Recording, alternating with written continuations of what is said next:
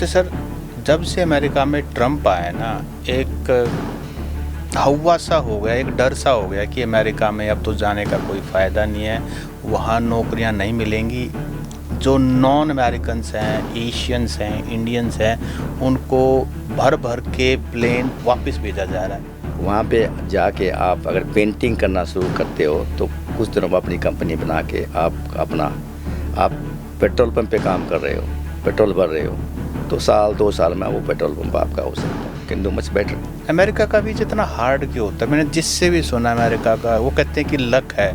आप एम्बेसी के वहाँ जाएंगे, अफसर की वो 1 मिनट से भी कम समय लेता है, रिजेक्ट या एक्सेप्ट। मतलब इतना मुश्किल क्यों है अमेरिका का हो? बिल्कुल, ऑलवेज इंडियन एजुकेशन का तो कोई मुकाबला ही नहीं। इंडियन एजुकेशन इस क्वालिटी एजुकेशन है यहाँ पे, लेकिन और भी इम्प्रूव हो सकता है। ने एक डिजिटल लोगों को जोड़ा हो जो हरियाणा के अलग अलग कोणों में, दुनिया के अलग अलग कोणों में रहते हैं। ग्लोबल हरियाणा करके एक व्हाट्सएप ग्रुप जिससे मैं भी जुड़ा हुआ हूँ। मैं ज़्यादा नेगेटिव बात तो नहीं करना चाहता, लेकिन बस मैं ये कहना चाहता हूँ जो आपका यहाँ पे स्कूलिंग सिस्टम है ना, यूनिवर्सिटी की बात नहीं करता मैं, जो स्कूलिंग सिस्टम है ना, वहाँ से आपको शुरू करना पड़ेगा। अच्छा, ये जो सर बड़े बड़े लोग आपके पास वहाँ जाते हैं, पॉलिटिशियंस हुए, मिनिस्टर्स हुए, ब्यूरोक्रेट्स हुए, आप लोगों से जब आप बातचीत करते हो खुले, क्योंकि वहाँ तो कोई प्रोटोकॉल नहीं होता और आप लोगों के सामने तो कोई प्रोटोकॉल वैसे भी नहीं उनका, तो आप उनको चिंता नहीं करते यार हरियाणा में बाकी चीज़ें ठीक हैं, लेकिन पिछले काफ़ी समय से ये कास्टिज़्म ज़्यादा फैल गया है। हरियाणा ऐसा कभी था ही नहीं। हरियाणा तो भाई के लिए, भाई का भाईचारे के लिए तो जाना था। इसके बारे में कभी चिंता होती है, कभी कहते हो यार कुछ तो प्रयास करो? स्कूलिंग की जो पैसा है वो सारा ड्रेन में जाता है। जितनी भी डेवलप्ड कंट्री हैं all over the world, schooling free है। पोस्ट ग्रेजुएशन अमेरिका में कर रहे हैं इंडिया से, या जो भी करने की प्लानिंग कर रहे हैं, क्या उनके लिए अमेरिकन सिटीज़न बनना, वहाँ की वो करना आसान रहेगा, मुश्किल रहेगा? आप यहाँ पे एक आम आदमी मैंने देखा कि उसकी जितनी सैलरी है उसके लगभग आधी पैसे तो वो फीस में चली जाती है, वो भी स्कूलों के अंदर, तो वो सर्वाइव कैसे करते हैं? It's very hard to parents. तो स्कूलिंग एजुकेशन बहुत सस्ती होनी चाहिए और क्वालिटी होनी चाहिए, जो कि नमस्कार, मेरा नाम है सत्सिंह। दी हरियाणा टॉक्स में आपका स्वागत है। आज स्टूडियो में हमारे विशेष मेहमान पहुंचे हैं अमेरिका से, बालिंदर कुंडू। कुंडू साहब वैसे तो रोहतक के टिटोली गांव से संबंध रखते हैं, लेकिन पिछले 4 दशक से 4 डेकेड से यूएस के अंदर हैं। न्यू जर्सी में सर का घर है। वैसे महर्षि दयानंद यूनिवर्सिटी से पढ़े हैं। ज़मीन से, यहाँ के लोगों से, कल्चर से बहुत मेल मिलाप रखते हैं, बहुत प्रेम रखते हैं। तो आज हम कई सारी बातें करेंगे, जैसे शिक्षा के बारे में, जॉब अपॉर्चुनिटीज़ के बारे में, और सारे पूरे देश विदेश में फैले हुए हरियाणवी उनको बांध के इन्होंने रखा हुआ है। कैसे, वो इंटरव्यू में आगे बढ़ते हुए आपको बताएंगे। सर, सबसे पहले तो आपका स्वागत है। नमस्कार जी, आपको भी और ओमदत को भी, और बड़ा अच्छा लग रहा है आपके स्टूडियो में आने का मौका मुझे मिला। और आपको तो सभी देशों में आजकल देख रहे हैं, और ख़ासकर मेरे पास काफ़ी इन्फॉर्मेशन होती है आप लोगों के बारे में, सब सुनते हैं। ऑस्ट्रेलिया में, न्यूजीलैंड में, यूके में, अमेरिका के सभी शहरों में, कनाडा में। तो मैं आप सबको मेरी तरफ से राम राम, और जितने भी मेरे एनआरआईज़ या ग्लोबल हरियाणा से एसोसिएट जितने भी मेरे दोस्त हैं, सबको मेरी राम राम। और मैं आप लोगों के लिए आजकल हरियाणा में हूँ, रोहतक में हूँ, और सत्सिंह जी के साथ और ओम वशिष्ठ के साथ हूँ। अच्छे दोस्त हैं, और आशा करता हूँ कि आप लोगों को ये सेशन काफ़ी इन्फॉर्मेटिव रहेगा, यहाँ के बच्चों को भी, और यहाँ के काफ़ी जो रूरल में लोग रहते हैं, जो स्टूडेंट्स हैं, उनके लिए भी। सर, 4 दशक, 4 डेकेड्स, 40 साल आपको, तो थोड़ा सा हमें पर बैकग्राउंड से बताइए। आप 40 साल पहले, यानी करीब 1985-86 में शायद आप गए होंगे, तो कैसे जाना हुआ? और इनिशियल संघर्ष भी होता है, क्योंकि जब आप गए होंगे कोई इक्का दुक्का ही हरियाणवी वहाँ होगा। क्या कुछ था, थोड़ा सा हिस्ट्री में ले चलिए हमें। देखिए, मैं पहले तो ऐसा उस टाइम पे ऐसा विज़न होना ही बड़ा मुश्किल काम था कि हमें तो खासकर हरियाणा वालों को यहाँ से दिल्ली के रास्ते का भी इतना अनुभव नहीं था। बड़ी मुश्किल से बस में बैठ के दिल्ली पहुँचे, वहाँ से अमेरिकन एम्बेसी पहुँचे। तो बेसिकली मेरा जो करियर रहा एमबीए के साथ साथ में योगा गुरुकुलों से योगा टीच करता था। तो जैसे मैं काउंसलेट में गया, काउंसलर ने देखा, मेरे कुछ फ़ोटोग्राफ थे तो उसने देखे कि या तो वो सभी जितने इंटरव्यू लेने वाले थे सभी they come at one place, और उन्होंने कहा कि भाई ये तो we need people like you in America. तो मुझे राइट अवे उस टाइम वीज़ा दे दिया। हालांकि मैं बिल्कुल रॉ था। रोहतक से, आपको पता है, रोहतक से जाने के बाद लैंग्वेज की प्रॉब्लम होती है, काफ़ी प्रॉब्लम्स होती है हम लोगों को, मतलब यहाँ इसको हरियाणा को छोड़ने में, और 80s में तो it was really very hard. तो बस इसी तरह अमेरिका पहुँच गए। स्ट्रगल बहुत करना पड़ा सभी बिगिनिंग में। तो वहाँ पे एक कल्चर से आप दूसरी कल्चर में जाते हैं तो बहुत कुछ सीखना पड़ता है, समझना पड़ता है, विशेषकर जब आप गांव की आपकी पृष्ठभूमि है जहाँ पे लैंग्वेज भी एक बैरियर है। तो पर वी कैन मैनेज। हम काफ़ी स्मार्ट लोग हैं, हमारे बच्चे भी स्मार्ट हैं, हम भी स्मार्ट हैं। We can manage anywhere in the world, ऐसी कोई बात नहीं है। तो अच्छा सर लगा। 40 साल में आप नहीं ना सिर्फ गए, आपने बहुत सारे लोगों को वहाँ की राह दिखाई। इस बारे में ज़रूर बताओ। ऐसा है कि मैं एक JFK एयरपोर्ट है न्यूयॉर्क में, उसके पास में रहता था। और हालांकि वीक में एक बार तो मैं एयरपोर्ट पे ज़रूर जाता था, कोई न कोई आने जाने वाला।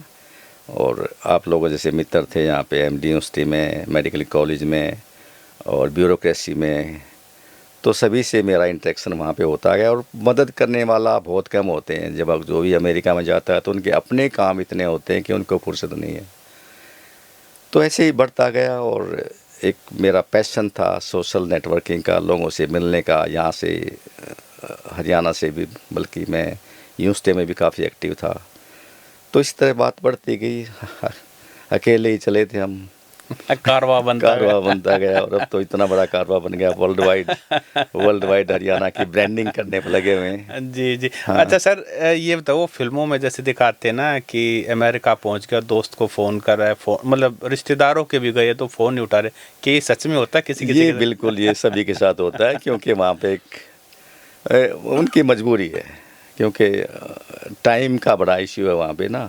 आप जॉब पे जाते हो तो जॉब को आप छोड़ नहीं सकते। ये यहाँ पे हमें लगता है कि भाई आया नहीं, बात नहीं हुई, लेकिन वहाँ उन लोगों की हम लोगों की एक ये मजबूरी है कि भाई बड़ा मुश्किल काम है किसी को ऐसे हैंडल करना। मैंने तो बहुत किया है, अगर मैंने कभी आपने भुगता भी है। मैंने भुगता भी है, मैंने किया भी है, और सभी जानते हैं इस बात से और अप्रिशिएट भी करते हैं। ऐसी बात नहीं है, अच्छे लोग बहुत हैं। हाँ। आज अमेरिका के सभी शहरों में हैं हमारे जानने वाले, और अप्रिशिएट भी करते हैं। और हमेशा ही काम करने के लिए सीखते भी हैं वो लोग कि भाई इसने इतना अच्छा किया है तो हम भी कुछ इसकी मदद करें। इसलिए काफ़ी लोगों ने काफ़ी मदद की है मेरी, काफ़ी हेल्प की है इस बारे में, अभी भी करते हैं। और जैसे ग्लोबल हरियाणा का हुआ तो उसमें तो फिर सभी लोग जुड़ गए, पूरे वर्ल्ड के लोग अब एसोसिएटेड हैं।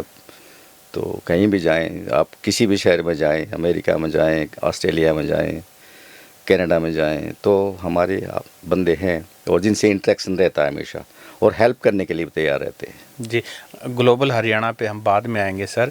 उससे पहले मैं ये जानना चाहूँगा सर, हमारे यहाँ ना एक क्रेज़ है, आप तो सब जानते ही हैं, क्रेज़ है अमेरिका जाके पढ़ने का। 10वीं 12वीं करके बच्चों को विदेश पढ़ने के लिए भेज देते हैं। मैं ये जानना चाहता हूँ, क्या ये सही है? यूएस जैसे कंट्री में सीधा अपने बच्चे को यूज करने के लिए भेज दिया, एक होड़ सी लगी हुई है, ये कितना ठीक है? देखिए, इसमें वैसे अपने अपने व्यू हैं, लेकिन जो मैं काफ़ी पिछले एक डेकेड से ये बात कर रहा हूँ कि अगर आपने अपने बच्चों को बाहर और चीज़ के लिए भेजना है तो अंडर ग्रेजुएट के लिए ना भेजें, उनको मास्टर के लिए भेजें।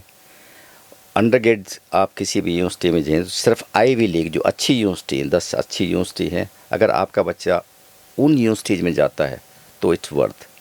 अदरवाइज़ मास्टर प्रोग्राम में भेजें अपने बच्चे को, अदरवाइज़ वो मनी ड्रेन में जाती है। बेसिकली इतना इजी नहीं है। और मास्टर करने के बाद ये है कि जब बंदा उसको जॉब मिल जाती है वहाँ पे इजीली, मास्टर प्रोग्राम की बात। अंडर ग्रेड के बाद इट्स वेरी हार्ड, और वो पैसा ड्रेन में जाता है, और तो बच्चे की मेच्योरिटी भी नहीं होती, बच्चे की उस टाइम पे इतनी मेच्योरिटी नहीं हो पाती है। और मोर ओवर 3 साल की वो OPT मतलब काम करने की परमिशन मिल जाती है मास्टर के बाद। और उसमें भी अलग अलग स्ट्रीम है, आप यूँ नहीं कि आप किसी भी स्ट्रीम में भेज दें। अगर आप फार्मा में भेजते हैं, आप हेल्थ में भेजते हैं, आप IT में भेजते हैं, तो वो वर्थ है, वो अब भी वर्थ है, आगे भी वर्थ रहेगी। तो सर आपने बताया कि 12वीं के बाद जो 3 साल का ग्रेजुएशन के लिए बच्चों को US या किसी भी एडवांस कंट्रीज़ में भेजने का डिसीजन से मच बेटर है कि PG के लिए भेजे, ताकि PG करते उसको जॉब मिल जाए, वहाँ रहने का एक एक्सटेंडेड वीज़ा मिल जाता है, और बच्चा शायद ग्रेजुएशन करते करते मैच्योर भी हो जाता है। True. तो फिर उस समय कौन सी यूनिवर्सिटीज़ में भेजें? ये भी एक चैलेंज है, कुछ कॉलेजों में भेज देते हैं, ये थोड़ा सा ये भी बताओ। नहीं, कॉलेज में तो नहीं। आप आजकल देखो सोशल मीडिया पे या गूगल्स करें, सभी ज़्यादातर यूनिवर्सिटीज़ हैं। और ऑस्ट्रेलिया में जाएं तो भी अच्छी, अमेरिका में जाएं तो भी ठीक है। सब बच्चे, आजकल के बच्चे बड़े स्मार्ट हैं, तो दे फाइंड आउट कि अच्छी यूनिवर्सिटीज़ कौन सी है। बाकी जितने भी हमारे बंदे हैं उनसे बातचीत करके भेजते हैं काफ़ी लोग। अमेरिका की पढ़ाई में और यहाँ की पढ़ाई में क्या फ़र्क है? यहाँ की पढ़ाई बेटर है, यहाँ की पढ़ाई बेटर है। हमारे ऐसी बात नहीं है कि अमेरिका में कोई खास पढ़ाते हैं। हमारे बच्चे इतने स्मार्ट हैं कि वहाँ जाके और भी अच्छा करते हैं। अब तो मिथक तोड़ रहे हो एक तरह से। नहीं, ऐसी बात नहीं है। यहाँ की पढ़ाई भी बहुत अच्छी पढ़ाई है, और जो ये वहाँ मास्टर करते हैं बच्चे, तो वहाँ के बच्चों से काफ़ी स्मार्ट हैं, ऐसी बात नहीं है। पर देखो, ड्रॉबैक ये है कि पहली बात तो ये कि आप अमेरिका या किसी भी डेवलप कंट्री में, कनाडा में या UK में, ऑस्ट्रेलिया में क्यों जाना चाहते हैं? इसका रीज़न ये है कि आपको वहाँ पे मास्टर करने के बाद या एक एजुकेशन के बाद आपको जॉब मिल जाती है। अच्छा, और ठीक सी जॉब मिल जाती है। एडवांटेज है वो। एक कंफर्टेबल लाइफ है, आपने एक कंफर्टेबल लाइफ जीनी है तो अच्छा। यहाँ भी है कि मास्टर कर लो, आप बैचलर कर लो, कैलिबर आपका बड़ा अच्छा है, स्मार्ट हो, आपको फिर वो जॉब, उस ढंग की जॉब यहाँ पे नहीं मिल पाती। अगर अमेरिका में या कनाडा में या UK में आज ये हो जाएगा आपको एजुकेशन के बाद जॉब नहीं मिलेगी, तो कोई पढ़ने नहीं जाएगा वहाँ पे। ओनली रीज़न बीइंग कि वहाँ पे लाइफ स्टाइल अच्छा हो जाता है, जॉब मिल जाती है, कंफर्टेबल लाइफ जीते हैं लोग। तो आप इंडियन एजुकेशन को थम्स अप दे रहे हो? बिल्कुल, ऑलवेज इंडियन एजुकेशन का तो कोई मुकाबला ही नहीं। इंडियन एजुकेशन इस क्वालिटी एजुकेशन है यहाँ पे, लेकिन और भी इम्प्रूव हो सकता है। मैं ज़्यादा नेगेटिव बात तो नहीं करना चाहता, लेकिन बस मैं ये कहना चाहता हूँ, जो आपका यहाँ पे स्कूलिंग सिस्टम है ना, यूनिवर्सिटी की बात नहीं करता मैं, जो स्कूलिंग सिस्टम है ना, वहाँ से आपको शुरू करना पड़ेगा। अच्छा, स्कूलिंग की जो पैसा है वो सारा ड्रेन में जाता है। जितने भी डेवलप्ड कंट्री हैं all over the world, schooling free है। आप यहाँ पे एक आम आदमी, मैंने देखा कि उसकी जितनी सैलरी है उसके लगभग आधी पैसे तो वो फीस में चली जाती है, वो भी स्कूलों के अंदर। तो वो सर्वाइव कैसे करते हैं? It's very hard to parents. तो स्कूलिंग एजुकेशन बहुत सस्ती होनी चाहिए और क्वालिटी होनी चाहिए, जो कि यहाँ पे नहीं है। लैक ऑफ विजन समझो आप, या पॉलिसी समझो। ऐसी बात नहीं है कि यहाँ पे जो पॉलिसीज मेकर हैं या ब्यूरोक्रेसी है उनको पता नहीं, सबको इस बात का पता है कि भाई जो पैसा यहाँ स्कूलिंग सिस्टम में जा रहा है वो ड्रेन में जा रहा है। तो स्कूलिंग का कोई इम्प्रूव करना यहाँ पे बहुत ही इम्पोर्टेंट है। अच्छा, आपने कहा यहाँ की एजुकेशन सिस्टम अच्छा है लेकिन कुछ इम्प्रूवमेंट की ज़रूरत है, जैसे स्कूलिंग सिस्टम है, तो क्या यहाँ के टीचर भी उतने ही कम्पिटेंट हैं? क्योंकि शिक्षा देने वाले तो टीचर से होंगे ना। देखिए, बात तो आप मेरे से ज़्यादा अच्छी तरह जानते हो। कॉम्पिटेंसी है, लेकिन उस कॉम्पिटेंसी को यहाँ पे यूज़ नहीं कर रहे। अब हम भी तो ये स्कूल में पढ़े हैं, गांव में पढ़े हैं, गांव के स्कूल में पढ़े। आप भी शायद, आपकी भी जो रूरल बैकग्राउंड है, ओम की रूरल बैकग्राउंड है। तो अगर जो टीचर्स है ना वो कंसंट्रेट करें ना, और उनको मोबिलाइज कैसे किया जाए टीचर्स को।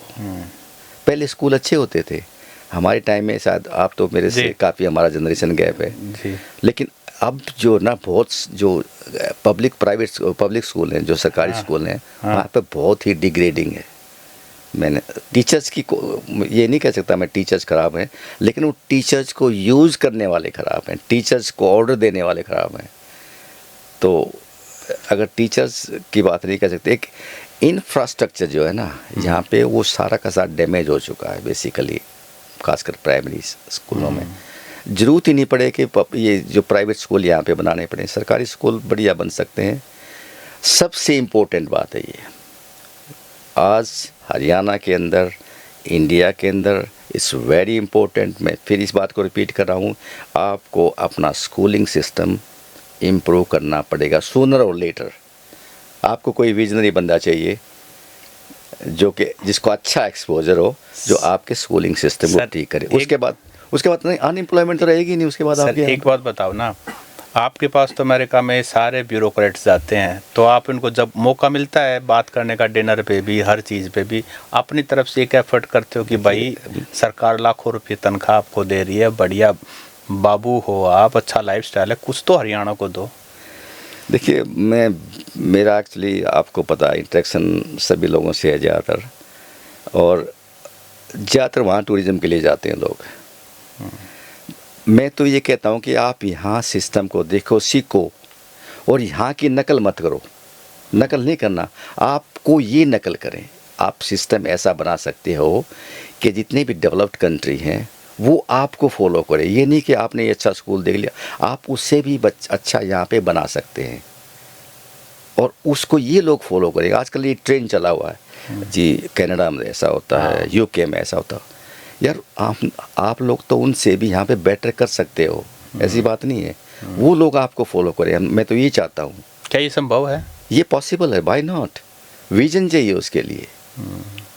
मतलब जैसे आपके यहाँ पे जो, मैं ज़्यादा तो नहीं कहना चाहता इस बारे में, जो कैबिनेट मिनिस्टर्स होते हैं उनको कम से कम अपने आसपास एजुकेशनिस्ट रखने चाहिए ताकि वो उनको प्रॉपर गाइड कर सकें। ठीक है, आप रूरल एरिया से, जहाँ से आप वोट से, डेमोक्रेसी अच्छी बात है, आप बन के आगे, लेकिन सराउंडिंग एरिया में आप अपने आसपास एक कमेटी ऐसी बनाओ जो कि रियली में जिनका विजन हो और जो आपको गाइड कर सके कि लॉन्ग रन के लिए।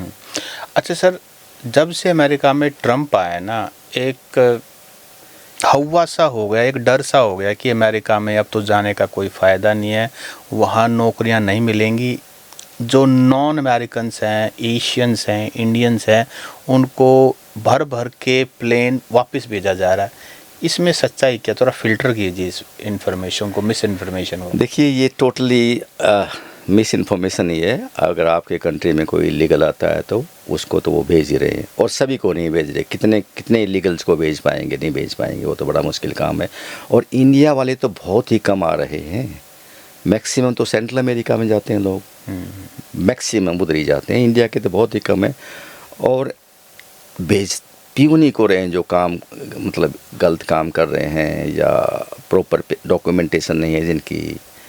तो ऐसे मैं तो सजेस्ट करूँगा नहीं कि आप इलीगल या गलत तरीके से अमेरिका में या किसी भी कंट्री में जाएं। अगर आपको दूसरे कंट्री में जाना है या दूसरे कंट्री में सेटल होना है आपको, तो education right way is the only way. Education से आप जा सकते हैं, उनके लिए हमेशा खुला है, आगे भी खुला रहेगा। जॉब की उनके लिए अब आगे भी कोई प्रॉब्लम नहीं होगी। लेकिन आप सिर्फ ये मत सोचो कि वहाँ पे पता नहीं जाते ही क्या हो जाएगा, ये हो जाएगा। नहीं, अपने कंट्री से बढ़िया तो कोई कंट्री है नहीं। अगर आप यहाँ पे करना चाहें तो कर सकते हैं आप।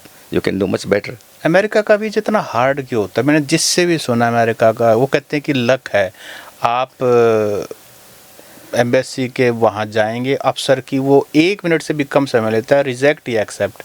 मतलब इतना मुश्किल क्यों है अमेरिका का? देखो, मैं यहाँ पे आपको एक बात बताता हूँ, सॉरी, कि वहाँ पे ग्रोथ है। यहाँ पे एक आदमी अगर पत्थर स्ट्रीट पे काम कर रहा है तो पत्थर फोड़ता रहो, पूरी लाइफ पत्थर ही फोड़ता रहेगा। वहाँ पे जाके आप अगर पेंटिंग करना शुरू करते हो तो कुछ दिनों में अपनी कंपनी बना के आप पेट्रोल पंप पे काम कर रहे हो, पेट्रोल भर रहे हो, तो 1-2 साल में वो पेट्रोल पंप आपका हो सकता है। और दूसरी बात यह है कि dignity of labour very important, बड़ी बात है। अगर आज इंडिया के अंदर डिग्निटी ऑफ लेबर रहे तो काम यहाँ भी बहुत है। ये बच्चे या हम लोग, मैं उनके सब बच्चों की, मैं अपनी भी ये बात कर रहा हूँ, हम लोग जाके वहाँ वो काम करते हैं जो हम यहाँ पे काम नहीं करना चाहते या नहीं कर रहे। जी। तो जब तक इस कंट्री में डिग्निटी ऑफ लेबर नहीं रहेगी तो अनएम्प्लॉयमेंट बढ़ती रहेगी। तो फ्यूचर में यही है कि जो बच्चे अब जा रहे हैं उनका इतना कोई फ्यूचर नहीं है उनका, मतलब कोई ये नहीं कि वो सिटीजन हो जाएंगे या बस फाइनली उनको 2-4 साल। मैं तो काफ़ी यंग बच्चों को देखता हूँ, उनकी हालत देखता हूँ, it's not good. They feel really bad कि गलती रॉन्ग डिसीजन था, इतने पैसे दे के आप लोग चले गए। तो वो दे क्राई, और जॉब नहीं है, खाने की जगह नहीं है, रहने की जगह नहीं है। तो I see that every day. America में भी? अमेरिका में बिल्कुल बिल्कुल। उनको अमेरिका में ये थोड़ा ना कि जाते ही आपको सब कुछ मिलेगा। अमेरिका में इट्स वेरी हार्ड। हर बंदे को काम करना पड़ता है, 12-12, 14-14 घंटे काम करते हैं। It's really very hard, it's not easy. अच्छा सर, ये और हमें बताइए कि अमेरिका में जाने के मोटे मोटे कितने टाइप के वीज़ा होते हैं, और जो हमारे ऑडियंस हरियाणा के अलग अलग गाँव में कोणों में यंग बच्चे बैठे हुए हैं, वो थोड़ा सा जानकारी के लिए वीज़ा टाइप। देखिए, एक तो एजुकेशन वीज़ा है जो कि आपको कॉलेज में एडमिशन, स्टूडेंट्स J1 वीज़ा होता है, H1B वीज़ा होता है। ये तो एजुकेशन से रिलेटेड वीज़ा है।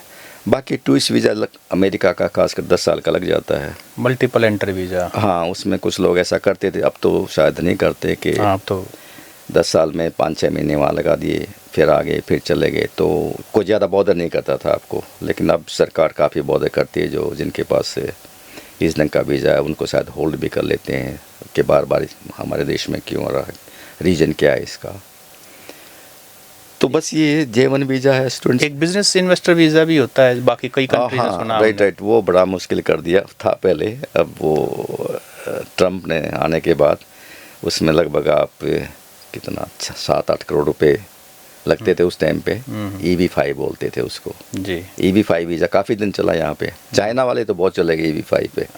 इंडिया वालों ने बाद में पता चला, तो उसमें ये है कि 7-8 करोड़ रुपए दो और अंडर 21 आप और आपके वाइफ, उनका वहाँ पे इमिग्रेशन हो जाता है। तो उनके लिए EB-5 वीज़ा था उस टाइम पे। लेकिन अभी तो वो लगभग कितना 40-50 करोड़ का कर दिया। गोल्ड वीज़ा एक अलग से वीज़ा निकाला है ट्रम्प सरकार ने। तो वो बड़ा थोड़ा सा भी डिफ़िकल्ट हो गया उस वीज़े पे जाना। हाँ, एजुकेशन में एक स्पेशल अगर आपका क्वालिटी है ना, उसमें EB-1 मिल जाता है वीज़ा। अगर आपके पास रिकॉग्नाइज्ड आर्टिकल्स हैं या किसी उसमें आपने लिखा हुआ है अच्छा, तो वो ईजी रहेगा। वो काफ़ी उसमें चले गए इंडियंस। सर, जो बच्चे अब पोस्ट ग्रेजुएशन अमेरिका में कर रहे हैं इंडिया से, या जो भी करने की प्लानिंग कर रहे हैं, क्या उनके लिए अमेरिकन सिटीज़न बनना, वहाँ की वो करना आसान रहेगा, मुश्किल रहेगा? अभी तो it's quite impossible. It's quite wrong time. उनका जो अब बच्चे ग्रेजुएट हो रहे हैं रॉन्ग टाइम पे ग्रेजुएट हो रहे हैं। अंडर ग्रेजुएट काफ़ी रॉन्ग टाइम पे ग्रेजुएट हो रहे हैं। उनके लिए बड़ा it's very hard for them. Citizenship का रास्ता तो बड़ा मुश्किल है। इशू क्या है अमेरिका में? क्यों अमेरिका ने इतना हार्ड कर दिया, मतलब एक समझने के लिए? क्योंकि हर देश की अपनी प्रॉब्लम्स होती हैं। हाँ, एक्चुअली ये है कि ये जियो पोलिटिकल इश्यूज है। It will be short out soon, it won't stay for a long time. और देखा मैं नेक्स्ट कपल ऑफ ईयर्स में सारा वो बैक पे ऐसे ही आ जाएगा, जहाँ तक मैं सोचता हूँ। ये एक एजेंडा नहीं होता सरकार का, यहाँ भी तो आप लोगों का भी एजेंडा होता है जो पॉलिटिकल। हाँ, वो हर जगह होता है, तो वो भी दौर होता है। हाँ, वो भी जियो पॉलिटिकल इश्यू है। एक जो हमारे प्रेसिडेंट थे अमेरिका के, तो उन्होंने ये कहा था कि भाई जितने भी इलीगल हैं या अमेरिकन फर्स्ट। बात तो ठीक है, उनकी बात गलत तो थोड़ा ना। आप जो है ना, ठीक बात, तो इंडियन फर्स्ट क्या, इंडियन फर्स्ट कैसे होगा? तो हाँ। पर ये कि हम लोगों की वहाँ पे लिबर्टी अच्छी है, ऐसी बात नहीं है कि लिबर्टी नहीं है। जितने भी हैं बहुत अच्छी लिबर्टी है। We are living good life. अब आप ये बताओ ना कि मैं एक तिरंगा लेके वहाँ पे न्यूयॉर्क की सड़कों पे चलता हूँ और हमारे हज़ारों बच्चे वहाँ पे या हरियाणवी इंडियन ड्रेस में या चलते हैं, तो यहाँ पॉसिबल नहीं है ना। वहाँ पे हम वही भारत माता की जय और हरियाणा और इंडिया की बातें करते हैं। तो लिबर्टी है ना हमारी। हाँ, यूनिकनेस अपने कल्चर को लेकर के, वो सारी चीज़ें, मतलब पूरी फ्रीडम है। हाँ, वो ऐसी बात नहीं। मतलब ये कहे विशेषकर यूएसए में काफ़ी है, यूके में थोड़ा सा या यूरोप में थोड़ा सा है कर्व, और अमेरिका में भी अभी थोड़ा सा हुआ है, पहले तो ये भी नहीं था। और कुछ क्राइम ज़्यादा हो गए थे, क्रिमिनल्स बहुत चले गए, आपके यहाँ से भी क्रिमिनल्स काफ़ी चले गए वहाँ पे, और सेंट्रल अमेरिका से काफ़ी क्रिमिनल्स अमेरिका में घुसे हैं। तो लोग तो इस बात से खुश थे और अब भी खुश है कि क्रिमिनल्स को ना आए, और एजुकेशनलिस्ट के लिए तो डोर हमेशा ओपन है और ओपन ही रहेंगे। जी।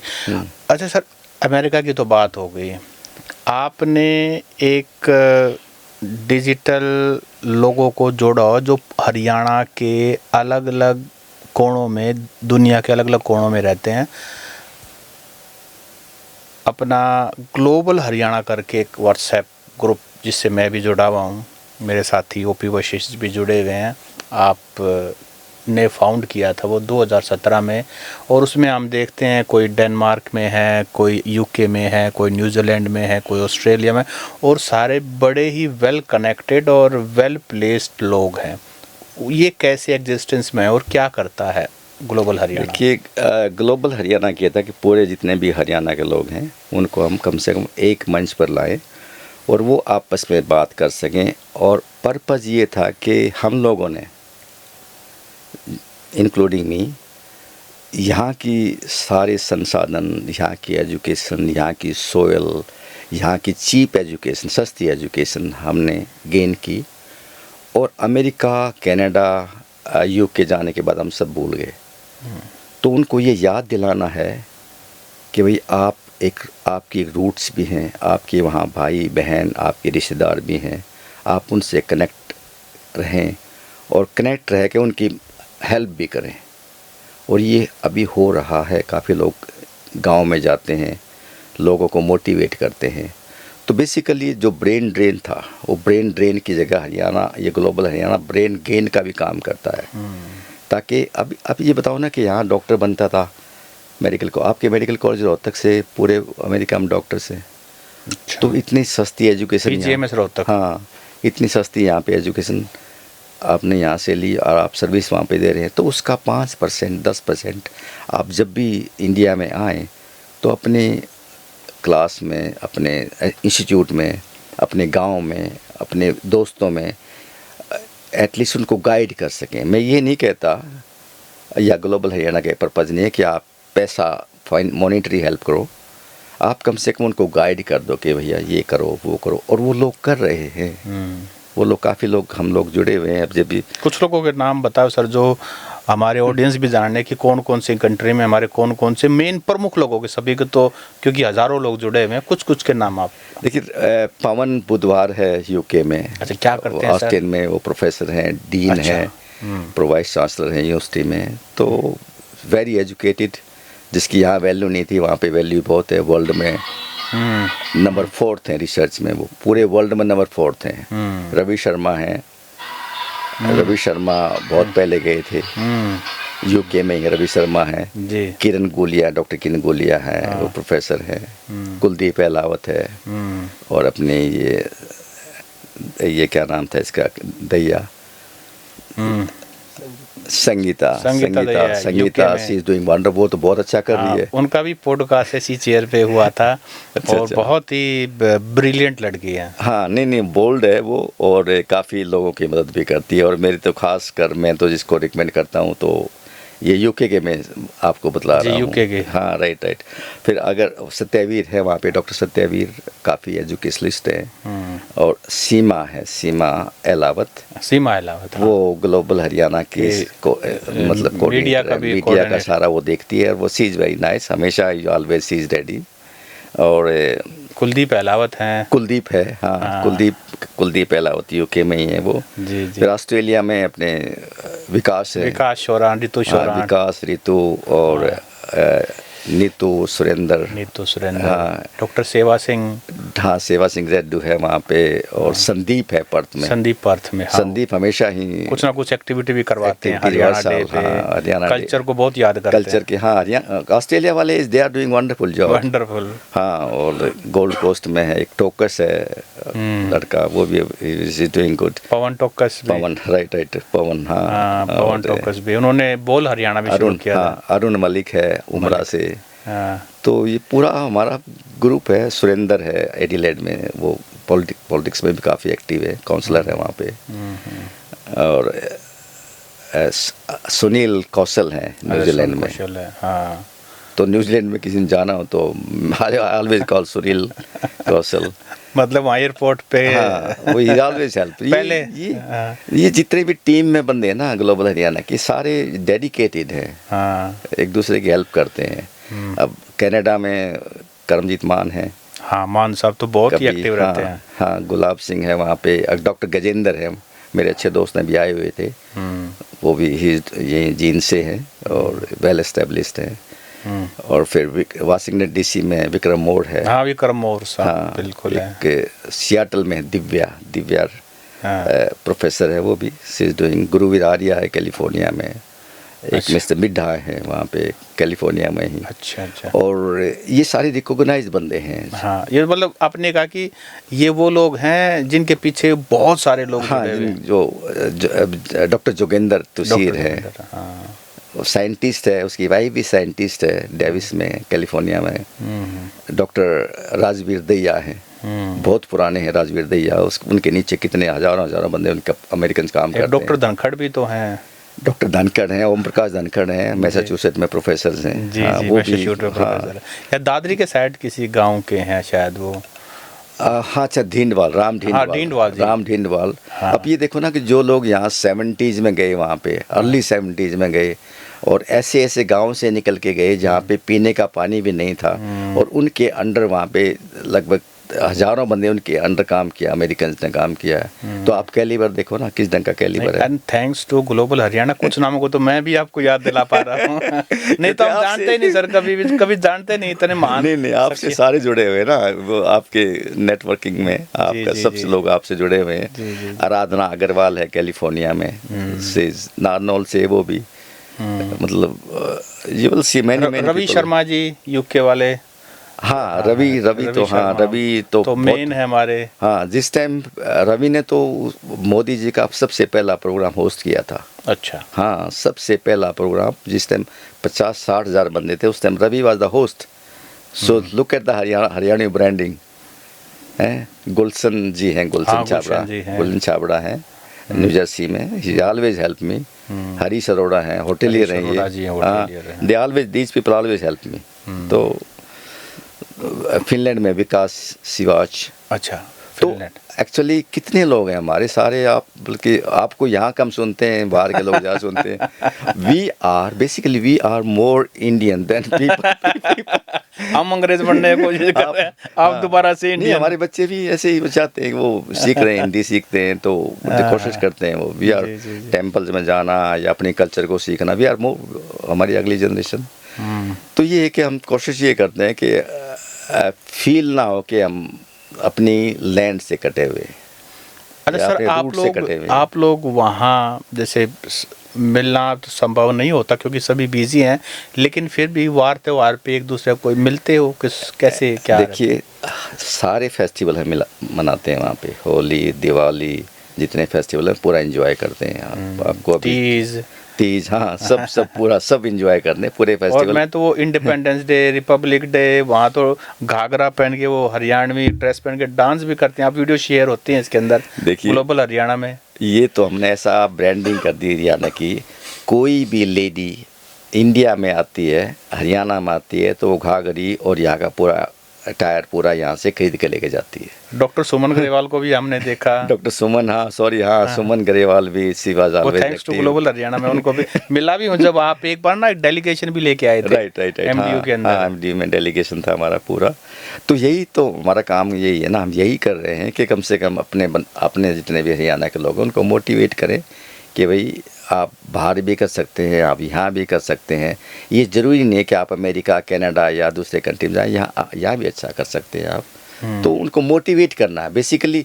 एजुकेशन, मैं बार बार ये कह रहा हूँ, education is the only tool जिससे आप सक्सेस हैं। और वो आप प्राइमरी एजुकेशन से शुरू करते हैं। बल्कि मैं ग्लोबल हरियाणा में कई बार ये भी देखा है सर कि कुछ लोग इस नेटवर्किंग के चलते अपने गांव में आके उन्होंने कई लाइब्रेरी भी बनवा दी हैं। ऐसे भी बहुत सारे एग्जांपल आए हैं।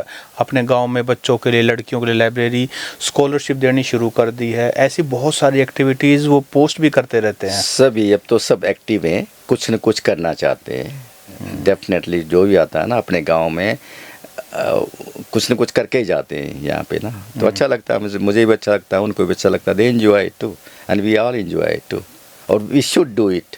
अरे सर, मैं दो इशू के बारे में और बात करना चाहूँगा लास्ट में चलते चलते। एक तो ये हमारे एनआरआई भाई दोबारा से जुड़ रहे हैं, अच्छी बात है, लेकिन एक इशू ये भी है कि हमारे एनआरआई भाई की प्रॉपर्टी वगैरह, घर वगैरह सारी चीज़ें यहीं हैं। एक इशू उनको आता है कि क्योंकि वो काफ़ी लंबे समय से बाहर हैं तो उनकी प्रॉपर्टी पे कब्जा वगैरह या कोई ना कोई इशू ज़रूर रहता है।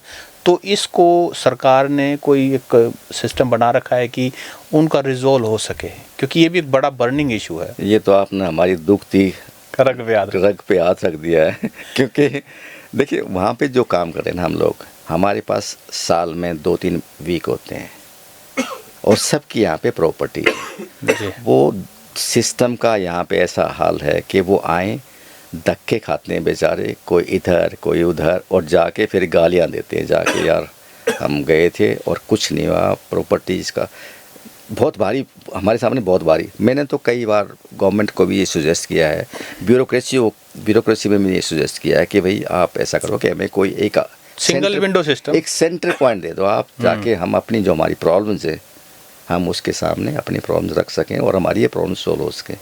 We are very frustrated.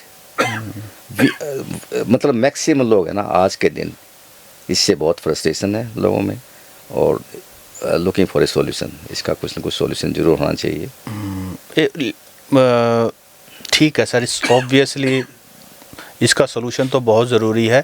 एक लास्ट बात जो सर मैं जानना चाहूँगा, अब आप जैसे 40 साल से आप यूएस गए हुए हैं, आप टच में रहते हैं किसी न किसी बहाने से, बल्कि हरियाणा में चुनाव होते हैं तो आप हमसे ज़्यादा आप एक्टिव होते हैं। भाई क्या अपडेट है, मतलब अच्छा है प्यार करना, प्रेम करना। ऐसे बहुत सारे हरियाणा के लोग विदेशों में सेट हैं, उनकी आने वाली पीढ़ी क्या सर वो भी हरियाणा से इतना ही प्रेम, और क्योंकि आप लोग तो यहाँ पैदा हुए हो, शिक्षा ली है, तो आप लोगों का समझ में आता है, अगली पीढ़ी का क्या? देखिए हमारी सेकंड जो जनरेशन है ना, उसको तो हमें जोड़ना पड़ेगा, कोशिश कर रहे हैं हम।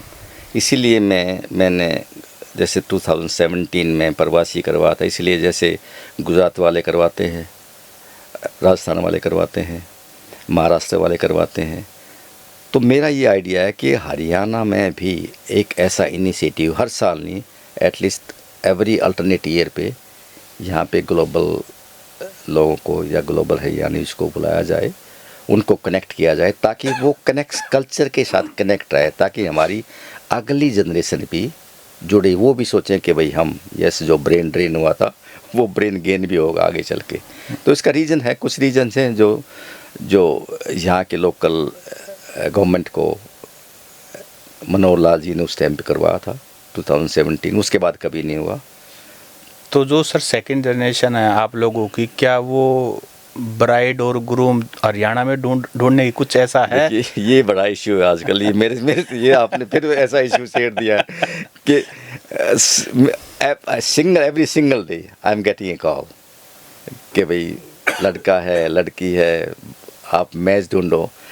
तो मेरा सबसे पहला आज के दिन यही क्वेश्चन होता है कि पहले आप अपने बेटे से या बेटी से पूछ लो कि उनके पास आप मेरी एक्सरसाइज करवा देते हो। और एंड ऑफ द डे थोड़ा नाट गया, एंड ऑफ द डे वो उनके अपने होते हैं आजकल। ये इट्स वेरी हार्ड। लेकिन बीइंग ए पेरेंट्स हमारे जो है ना, प्रायोरिटी तो प्रायोरिटी यही रहती है कि लेकिन वो ये बहुत बर्निंग इशू है आज के दिन। सबके बच्चे बाहर हैं, सब मैच ढूंढने पर लगे हुए हैं और सबके यंग हैं, ऑलमोस्ट 20s में हैं ज़्यादातर। तो ये एक बहुत भारी इशू है, बहुत भारी प्रॉब्लम भी है। लेकिन फिर भी सेकंड जनरेशन इंडिया के बारे में, हरियाणा के बारे में सोचती क्या? Are they proud? या definitely India is growing. India की बड़ी अच्छी रेपुटेशन है, हम सब लोगों की बहुत ही अच्छी ब्रांडिंग है वर्ल्ड वाइड, और they consider us, we are very hard working people, peace loving people. और ये सरकार जो अभी सरकार सेंटर में सरकार है उसने काफ़ी ब्रांडिंग की है, जो हमारे प्रधानमंत्री हैं वो भी जाते हैं। तो इंडिया का नाम है आज के दिन, वर्ल्ड में इंडिया का नाम है। लोग कहते हैं कि भाई इंडिया में इतनी गंदगी है, ये है वो है, लेकिन इंडिया से बढ़िया कोई देश नहीं है रहने के लिए। 40 साल बाद अमेरिका तो में रहने के बाद आप ये कह रहे हैं? मुझे भी ऐसा लगता है कि मैं भी शायद कुछ दिनों बाद कुछ टाइम इंडिया में लगाऊं, और अच्छा लगता है। ऐसा क्या है यहाँ का फूड, यहाँ आप जैसे लोगों का अफेक्शन, वहाँ पे सोशलाइजेशन बहुत कम है। ये तो है। और पैसा तो है, ठीक है, लेकिन पर आप तो ये करोगे पैसा नहीं, पैसा आजकल आपके पास ज़्यादा है, इंडिया में पैसा ज़्यादा है। ये लोगों को मिथ है, गलतफहमी है कि अमेरिका में या यूके में बहुत ज़्यादा पैसा है। भाई वहाँ पे 34 करोड़ लोग हैं, यहाँ से तो 34 करोड़ में से वहाँ 4-5 करोड़ लोग रिच होंगे, यहाँ तो 34 करोड़ लोग रिच हैं। तो यू पीपल आर अमेरिकन से हम रिच हैं। हाँ, नहीं, वो ये ठीक है, अच्छी बात है, होना भी चाहिए कि हम लोग जो अमेरिका में या बाहर रहते हैं रिच है, लेकिन अमेरिका की हवा प्योर है, पानी प्योर है, यहाँ का नहीं, वो तो इसमें कोई दो राय नहीं है। ये बातें सोचने की हैं, ये सोशल इश्यू है, ये बातें सोचने की हैं यहाँ पे। क्योंकि यार आप ये बताओ ना कि 150 करोड़ लोगों को हैंडल करना इज़ नॉट ईजी जॉब। ठीक बात है। तो ये जो सफाई की बातें करते हैं ना लोग, ये बहुत गंदा है, ये है वो, नहीं जाएंगे इंडिया, ऐसी बात नहीं है। इंडिया अच्छी जगह है आने की, विजिट करने की, और आगे और भी अच्छा होगा। अच्छा, बिल्कुल एक लास्ट सवाल सर, बिल्कुल before we wrap up this interview. ये जो सर बड़े बड़े लोग आपके पास वहाँ जाते हैं, पॉलिटिशियंस हुए, मिनिस्टर्स हुए, ब्यूरोक्रेट्स हुए, आप लोगों से जब आप बातचीत करते हो खुले, क्योंकि वहाँ तो कोई प्रोटोकॉल नहीं होता और आप लोगों के सामने तो कोई प्रोटोकॉल वैसे भी नहीं है उनका, तो आप उनको चिंता नहीं करते यार हरियाणा में बाकी चीज़ें ठीक हैं लेकिन पिछले काफ़ी समय से ये कास्टिज़म ज़्यादा फैल गया है, हरियाणा ऐसा कभी था ही नहीं, हरियाणा तो भाई के लिए, भाई का भाईचारे के लिए तो जाना था। इसके बारे में कभी चिंता होती है, कभी कहते हो यार कुछ तो प्रयास करो? वेल, ये काफ़ी ये इशू भी है, कास्टिज़म बढ़ रहा है, रिलीजन में भी काफ़ी चेंज है। जैसे हम लोग गांव से थे तो हमें पता ही नहीं था कौन सी जाति है, कौन सा धर्म है, किस ढंग का है सब। मतलब जब गांव में एक सुबह सुबह किसान बैल खोल के चलता था तो राम राम करता हो जाता था सबको, तो वो राम राम भी गांव से निकला था। और ये बढ़ रहा है, अभी कुछ बढ़ा है पिछले टाइम से, तो दे नो दैट कि ये पॉलिटिकल, वही फिर बात पॉलिटिकल जियो पॉलिटिकल इश्यूज है ये। अच्छा, ये सब हाँ, ये इससे कारण बताइए कि हम लोग डिवाइड ना हो, हम कास्टिज्म पे, धर्म पे हम डिवाइड ना हो के हम फोकस करें अगली जनरेशन पे, हम फोकस करें अपने लाइफस्टाइल पे, हम फोकस करें अपनी एजुकेशन पे, अपने बच्चों पे। ये जो मतलब ये दिस नेवर एंडिंग टॉपिक, जो कास्टिज्म तो जितना बढ़ रहा है वो is not good, is not. हम तो सबसे प्यार करते हैं, हरियाणा देखो, ग्लोबल हरियाणा में देखो सब के लिए है, सब Haryana is for everyone, Haryana हम सब के लिए है। और वी एंजॉय, यू नो, जिनकी रूरल बैकग्राउंड है, जिनके अर्बन बैकग्राउंड है, कास्टिज्म की तो कोई बात ही नहीं है जी, हम कास्टिज्म की बात करते ही नहीं। ठीक बात। हाँ, तो पर वो है कि आपने जैसे कहा आपके पास ब्यूरोक्रेट्स जाते हैं, आपके पास वहाँ ये मंत्री जाते हैं या जाते हैं, तो मेरे लिए तो आप भी उसी लेवल पे आते हैं, छोटे से छोटा बंदा जो गांव से जाता है, जो कैसे जाता है। मेरे लिए, हमारे लिए तो वही, हमारे लिए ये नहीं है कि हाँ ये वहाँ पे जाके कोई फीलिंग भी नहीं होती। मैंने देखा है आपकी ब्यूरोक्रेसी के लोग वहाँ जाके हमारे किचन में काम करते हैं, क्योंकि हम काम करें तो वो भी काम करें, वो तो ये वहाँ जाके भी खर्चा आपका करवाते हैं। ये ब्यूरोक्रेसी यही है, वहाँ जाके सब ठीक हो जाते हैं, वहाँ ऐसा कोई इशू नहीं था। वो तो है कि still they think that we are rich, though we are not. Though we are खर्चा not, तो but they are- अमेरिका हाँ rich बात। क्योंकि आप होस्ट आप हो गए ना। हाँ मतलब I am doing last 40 years, सब लोगों से मेरा इंटरेक्शन रहा है in every level you can से।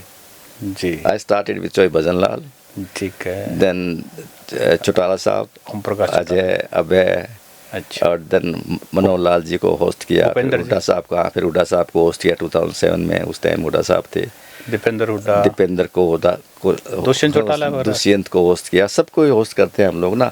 हमारे लिए हरियाणा है, हमारे लिए सिर्फ हरियाणा से आया हुआ बंदा है, हमारे लिए पार्टी पॉलिटिक्स कुछ नहीं है। We love everyone. तो ये लोग जब आपके पास इतने नरम हो जाते हैं, आप वापस आते हो तो उतने नरम मिलते हैं। नहीं, एक टॉपिक में और बोलता हूँ ये मैं।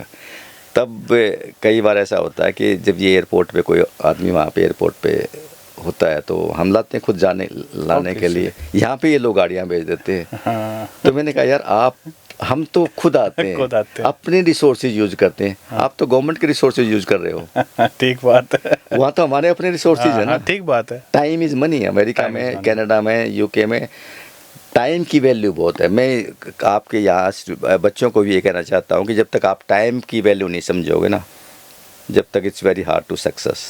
सो manage your time all the way. आपके पास 24 आवर्स है, 24 आवर्स को आप डिवाइड करो कि आपके मैक्सिमम 6, 7, 8, 10 एजुकेशन में आप पढ़ लेते हैं।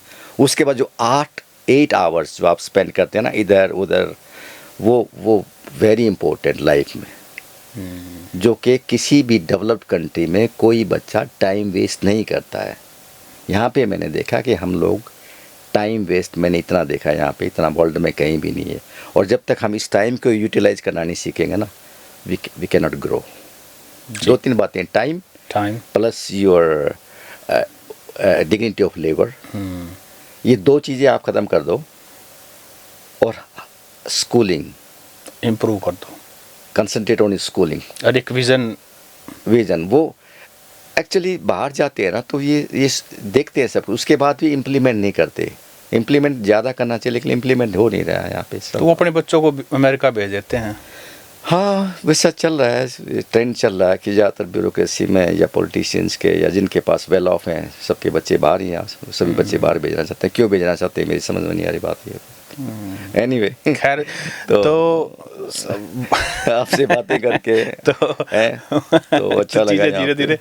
तो ये थे हमारे साथ 40 साल से अमेरिका में रहे बालिंदर कुंडू जी, और सर ने हमें देखिए शिक्षा के बारे में बताया, जॉब अपॉर्चुनिटीज़ के बारे में बताया, कई सारी ऐसी नई बातें बताई जो वाकई में मेरे लिए भी नहीं है, जबकि हम तो हर चीज़ का अपडेट रखते हैं। और ग्लोबल हरियाणा एक ऐसा प्लेटफॉर्म है, अपने हरियाणा के जो भी भाई पिछले लंबे समय से कोने कोने में रहते हैं, वो सभी मिला करके इकट्ठा मदद करते हैं। जिस भी भाई को, बहन को, बच्चे को जो भी ज़रूरत हो, कोशिश करते हैं कि उन तक वो मदद पहुंचे, समय से पहुंचे और गाइडेंस सही मिले, डायरेक्शन सही मिले। और कुंडू साहब उसके सूत्रधार हैं। तो सर, आपने हमें समय दिया, सारी बातें बिल्कुल लाइट माहौल में शेयर किया, आपका बहुत बहुत धन्यवाद। थैंक यू जी। आपको भी अब की बार 15 अगस्त पे वहाँ दिखाते हैं न्यूयॉर्क की सड़कें जी। तो ये रिकॉर्ड हो गया है। 15 अगस्त को आपको न्यूयॉर्क की सड़कें दिखाते हैं, आपको अच्छा लगेगा। और एक बहुत बड़ा नायग्रा फॉल पे ग्लोबल हरियाणा का इवेंट करने जा रहे हैं, जिसमें ऑल ओवर द वर्ल्ड जितने हरियाणा के लोग हैं वो पार्टिसिपेट करेंगे। आपको मिलके, ओम जी से मिलके बड़ा अच्छा लगा और आई एंजॉयड जी। Thank you sir, thank you so much. नमस्कार।